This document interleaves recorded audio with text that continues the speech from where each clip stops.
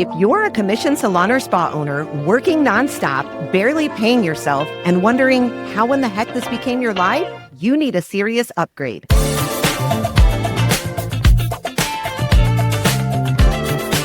Welcome to the station. Welcome to the station where beauty pros become powerful CEOs and salon and spa owners finally get the tools they need to build businesses that don't burn them out. Today, we are talking about a topic that the majority of salon owners deal with, and that is hyper-independence. Let me ask you guys something, and I want you to answer honestly. When was the last time you let someone help you without explaining, without apologizing, or even without feeling guilty for it? When was the last time that you actually let your guard down and said, I cannot do this by myself? Hyper-independence, it doesn't always show up really loud. Most of the time, it's subtle. It's kind of that quiet, I'm fine when you're anything but. It's reloading the dishwasher after your kids or your partner has already done it. It's carrying the mental weight of every decision, every task, every single moment, because trusting someone, it feels harder than just doing it by yourself. It looks like strength. It even gets praised as discipline, but underneath, it's really isolation. It's the belief that everything depends on you, and if you stop, the world is going to fall apart. The sky is going to fall in. And that belief, it doesn't just live at home.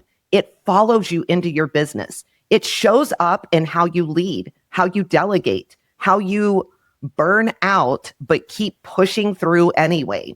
Here's what you have to understand. This didn't start because you bought a business. It started way before then. It began in those small defining moments where you learned that it wasn't safe to lean on others, where you decided being strong only meant being self-sufficient, where asking for help felt like weakness instead of wisdom. If your business feels heavy right now, if you are stretched way too thin, if you're overwhelmed, if you are starting to resent everything that you once loved, that is not a strategy problem. That's personal. And until we start unpacking that, no system is going to save you from the weight you were never meant to carry alone. I know I am not the only one who has lived this. Chandra has too. And honestly, this is something that she and I have talked about on and off the mic many, many times. So I am really glad that she is here for this one so that we can talk it all out. Hey, Chandra. Hello, hello. So I want to ask you, have you ever had a moment that you can think of where you realized your independence, something you were once proud of, was actually keeping you in this stuck place? Oh, yeah. I struggled with this a lot over the years, and I still have to put myself in check on this every once in a while. But I would say one of the first times that I ever really realized that I had this problem and had to deal with it was when I opened the salon, and I was working with I had a business partner in the beginning, and it came through as kind of selfish, even though that wasn't my goal, was because I wanted to deal with everything. I had to be the one that, was the only one that could handle this or could handle that or all those different things. And she is actually the one that brought that to my attention and was like, hey, why are you so selfish? Like, we're a team, we're a partnership. And I was like, well, I thought we were a partnership. I was just handling these things because I just wanted to handle them because I felt like I could do them. And, I wanted to show that I could do those things. And I realized that's a problem. Like, I can't be like that. I'm not, trying to be selfish in any way, but especially when you're in a partnership, that stuff really sneaks up on you and you realize maybe you have some issues and you got to get a handle on those. Yeah, I think that's a really powerful point. And we've seen that play out with so many women that we've coached. And I think people think it's just this dramatic collapse that happens, but it isn't. And that is why it can be so dangerous. It reminds me of someone that we worked with who didn't even realize how much she had really lost herself in the name of being strong. And I want to tell our listeners about what happened. So, a salon owner that we worked with, we are just going to call her Melissa for the sake. She wasn't failing. Her business number, they looked fine. Her team, they showed up. Her guests, they were pretty happy. But every time we checked in, her face told us a completely different story of what we saw on paper. She was completely drained. Her spark, it was gone. She stopped dreaming, stopped creating, And when we asked her what her goals were for the next year, she couldn't even answer. Not because she didn't care, not because she didn't have dreams, but it was because she just felt completely empty. Melissa had built her entire business on the belief that being strong meant being self-sufficient. She was proud of the fact that she never had to ask for help. But what she didn't realize was that in trying so hard not to let others down, she disconnected from everybody, her team, her spouse, even herself at times. Her team didn't feel empowered to make decisions. Her husband felt really, really shut out. And her business, it depended on her showing up every single day, present, perfect, and performing at 110%. She was literally running on fumes, but nobody could see it except for Chandra and I as we were coaching. The turning point didn't come in just this sky falling moment. It came in quiet moments, like sitting across from us during a coaching call, holding back tears as she whispered, "I don't think I even know what I want anymore." And I'm going to be honest with you guys, that moment, it wrecked me. When we coach people and they say things like that, my heart, it just falls. It falls to the floor because we know exactly what that feels like. But it was also the moment that I think everything started to change for her. Not because we were helping her rebuild her business and her systems. Those all came, but they came a little later on. We started by rebuilding her belief that she was allowed to get rest, that she could trust others, that it was safe to be supported, that her value didn't come from doing everything herself. This was definitely one of the coaching moments that I will never forget. Chandra, I think so many people relate to stories like Melissa's. You know what I mean? Not the big dramatic burnout, but the slow fade. That quiet disconnection from your own vision because you've been so freaking busy holding everything together. I know that you have felt like that, like you were keeping it all running, but somewhere along the way, you started losing yourself in the process. Can you tell me about that a little bit? Oh, yeah, for sure. I mean, you kind of get into that mode so much that you don't even, like you said, you don't even know what's going on anymore. You don't even know what you want anymore because you're just kind of in this trap where you got to handle everything. You got to show up every day. You're the only one that can handle the computer situations. You're the only one that can handle a client color situation. You're the only one that has to be there to handle every single thing. And you do start to lose yourself. You do disconnect from family, you disconnect from your team, and it does alienate people. And they start to feel like you, like kind of what I was saying before, like you think you're almost better than everybody else, or that you think you're the only one that can handle everything. And that's not necessarily what you're thinking. It's just eventually, I feel like that's kind of what starts to happen. And so you disconnect so much, and then you have to be the front face for everything. And that's, I mean, I felt like that many times because I did feel like that all the time. I'm like, oh, I have to redo this. I'm the only one that can do this the way I want it. I have to redo that. I'm the only one that can do this. And it'll destroy you for sure. Exactly. And I think that's what so many salon owners overlook because they are so used to showing up, performing, and really just powering through. They don't even realize how much it's costing them until something just completely breaks. But here's the thing. Breaking free from hyper independence, it doesn't start where we think it does. Not with your schedule, not with your systems. It starts with your mindset. It really, really does. And I am not one for mindset fluff, but that's where it starts. And if you are willing to really look at the patterns, to get honest about what you've been carrying and why you've been carrying it, that's when everything really starts to shift. So I want to talk about what that actually looks like. Let's take this all the way back to where it really begins, because hyper independence, like we said earlier, it didn't start in your salon, didn't start in your spa, didn't start in your business. It didn't start with your team. You know what I mean? So many people blame their team, blame their business, blame their systems, blame whatever.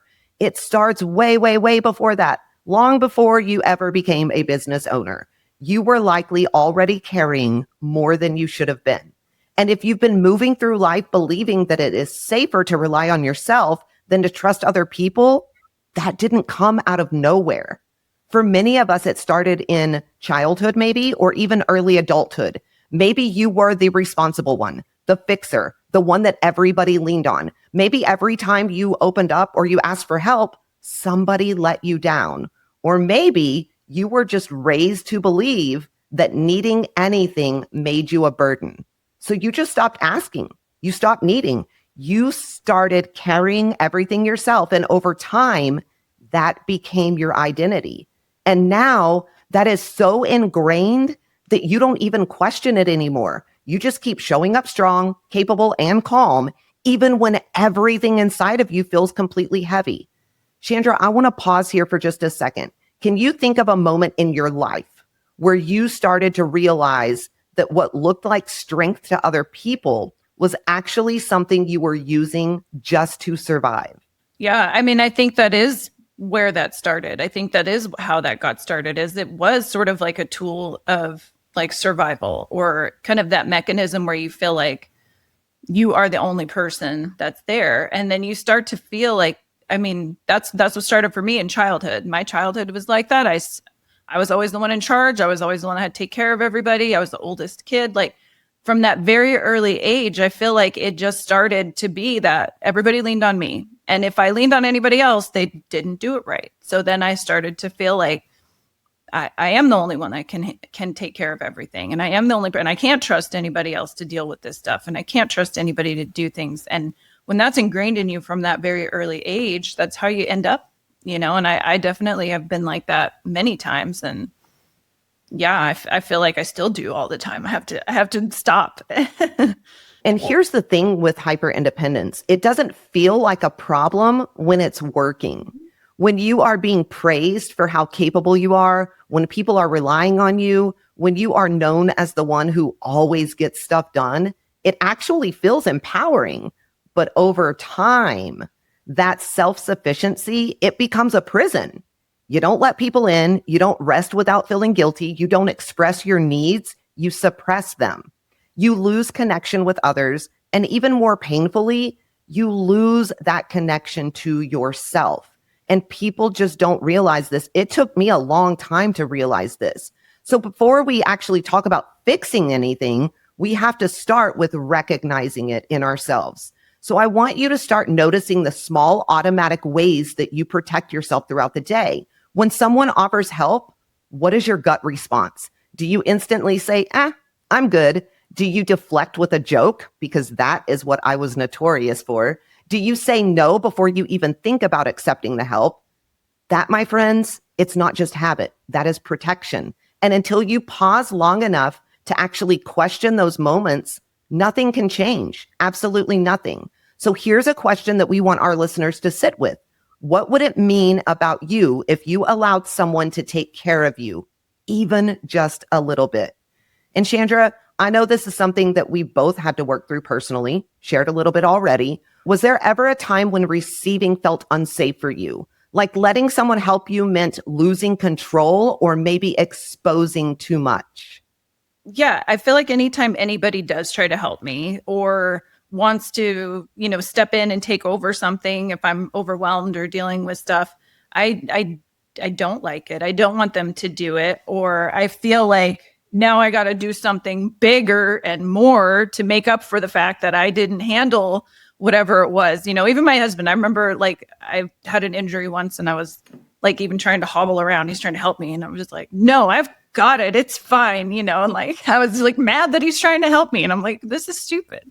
Like it's hard to accept like when somebody's trying to take care of you or somebody's trying to help you when you have that hyper independence, because you feel guilty now that somebody's having to help you. Like there's something wrong with it in your brain. And I've definitely done that a lot.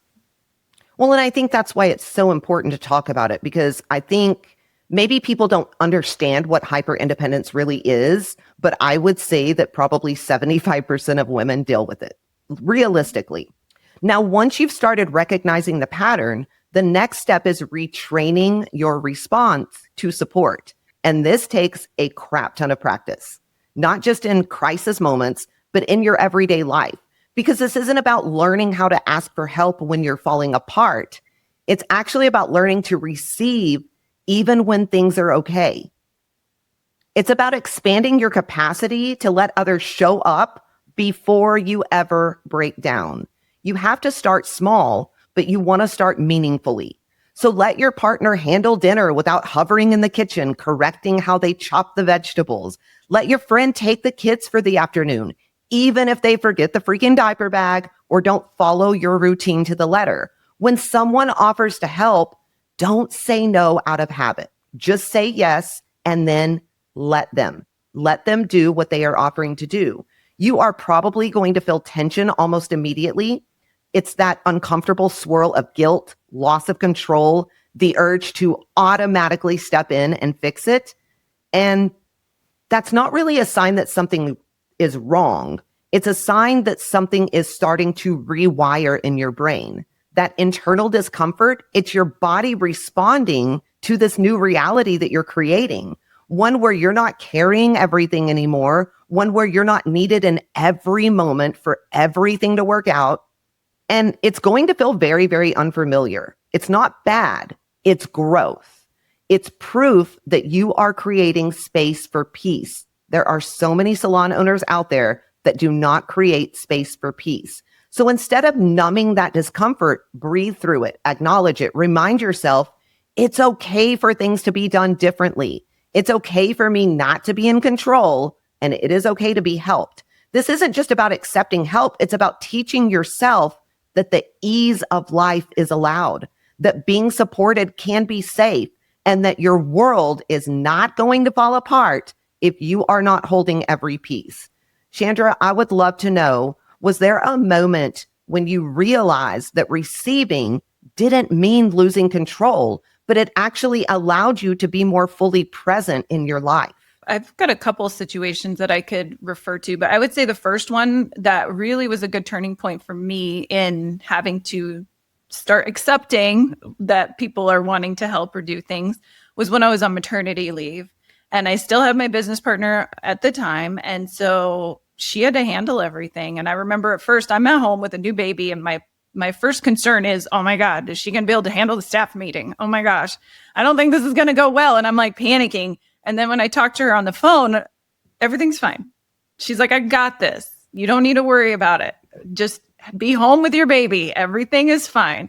And so I think it was hard for me to accept it, even in that situation when I should not have been thinking about those things. I should not have been stressed about those things because those things were fine. And they were being handled by people that support me, care about me, and that I love, and all of those things. And so that was the biggest, I think, turning point for me when I started to accept receiving and understand, like, it was fine. I went back 6 weeks later. It was fine. Didn't fall apart. Everything was good and picked right back up where we needed to. Like, everything was just fine. So, yeah. I think that's a great example of not losing control, but actually allowing you to be fully present in your life. I can't think of a better example than that. Okay, now let's talk about expressing your needs clearly, without over-explaining, without downplaying, without apologizing. Because for so many of us, this is one of the hardest parts, for me especially. We have been conditioned to believe that if we need something, we'd better soften it. We have to shrink it. We have to justify it. But here's the truth. Your needs, they are valid. They're valid. Even if nobody else understands them, they matter. So you have to try saying things like this. I am really overwhelmed today, and I just need a little bit of quiet time. I'm not okay right now. I need space to process.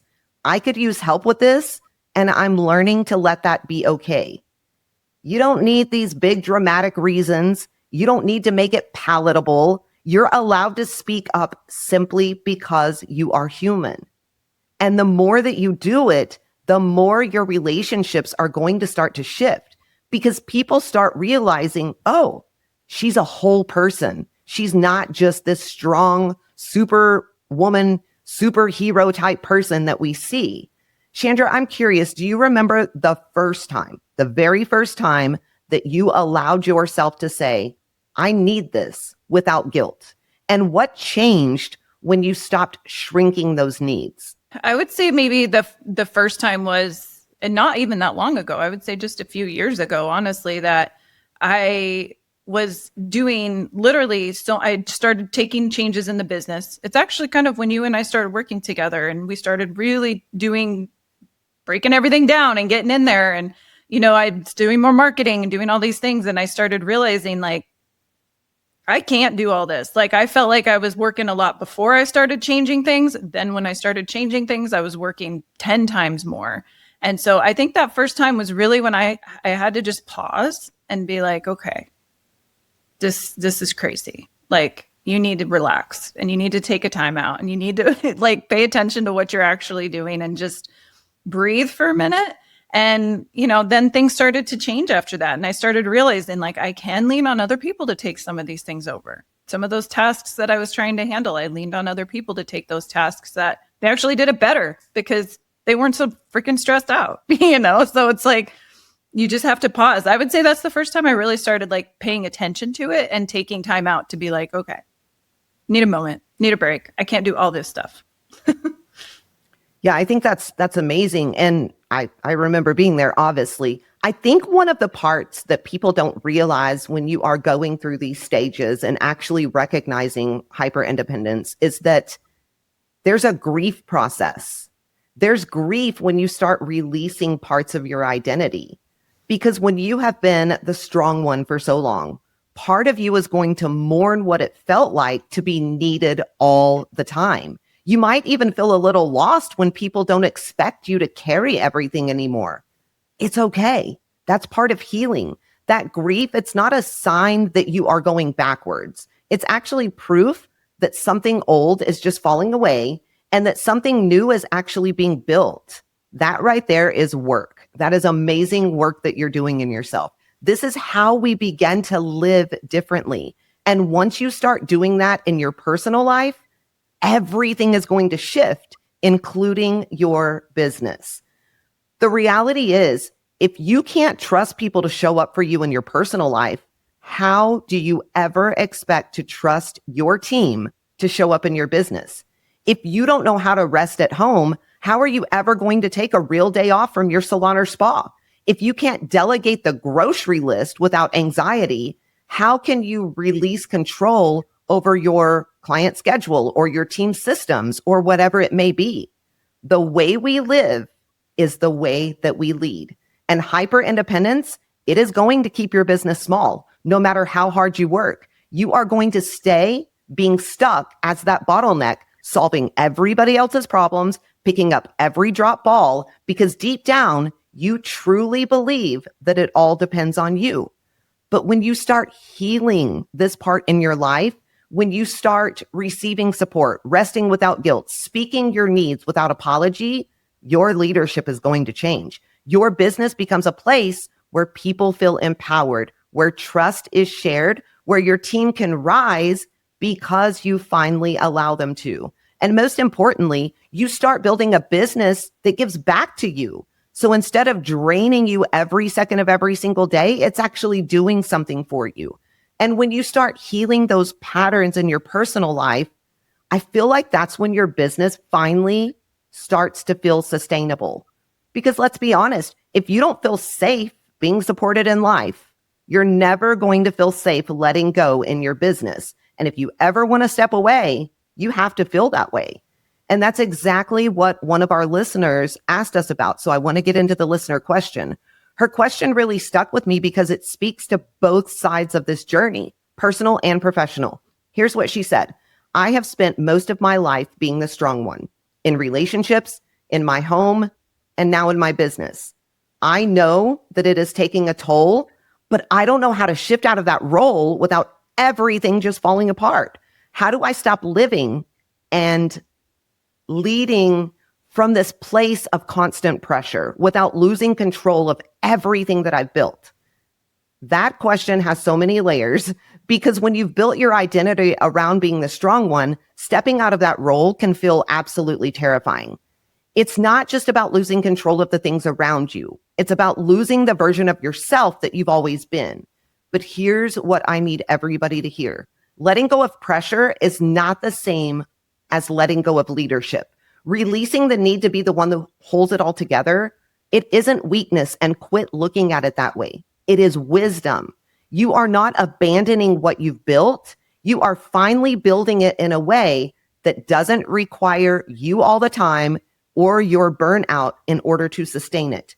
You don't have to give up your standards. You don't have to lower your expectations. You just have to stop believing that being in control is the way to keep everything from falling apart. Because real relationships, real leadership, real growth, it requires trust all the way around. In your people, in your systems, and most importantly, in yourself. So the next time you feel the urge to just go fix everything, handle it all, carry everybody else's weight, I want you to stop and ask, is this coming from love or is it coming from fear? Because if it's fear, that is your cue that you need to pause, to breathe, and to lead differently. Chandra, I would love to hear your take on this as well. Have you ever had a season where you were just terrified to loosen that grip because you thought things were just going to fall apart immediately the second that you turned your back? And what helped you shift that without losing the structure and the standards that you worked so very hard to build? I think when I started making a lot of the changes in my business and in myself, that's when things did start to change. And I was really afraid of that. I was afraid that it was going to all fall apart. And I was afraid that everybody was going to mess everything up and everything was going to, just go to crap. But I would say, like, after I started making those changes, some of the first little things, the littlest things that I started doing is everybody comes to me for color questions, hair color questions. Like I pretty much understand color inside and out. I can do just about anything. Like I get it. And so they always come to me and I would just give them formulas. I'm like, here, yeah, do this. This is what you should do. This is how you should do this, how you should approach it. And one of the biggest first control things I gave up was I stopped doing that. And I started asking them, like, what do you think you should do? What do you think this is going to come out like? Like coaching them through it instead of telling them what to do. And then they started like coming to me later and being like, hey, guess what I did? I did this and this and this and coming up with their own things. And I'm like, part of me was kind of like, oh, but I didn't get to come up with this for you. And I felt like, this sucks. But, it starts building that culture of collaboration and building that culture where they really are taking ownership of their job instead of me having to go around and do everything all the time and nag everybody all the time. So when you start loosening up just little things here and there, start letting go of this and letting go of that, they actually flourish. Like I've found that in many team members that have taken over things that I was always had to be in charge of.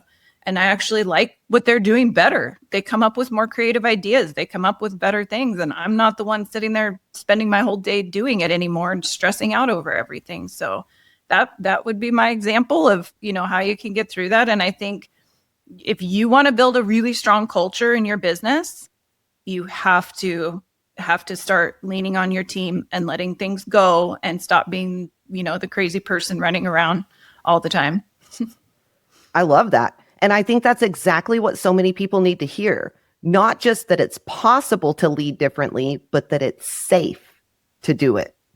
If you have been living in that constant state of pressure, feeling like everything depends on you, like your strength is the only thing holding your life or your business together, just know you're not alone. Chandra and I are always here with you, and we have been through everything that we talk about. But you are allowed to do things differently. You can still be strong without being the one who suffers in silence. You can still lead with excellence without needing to hold everything.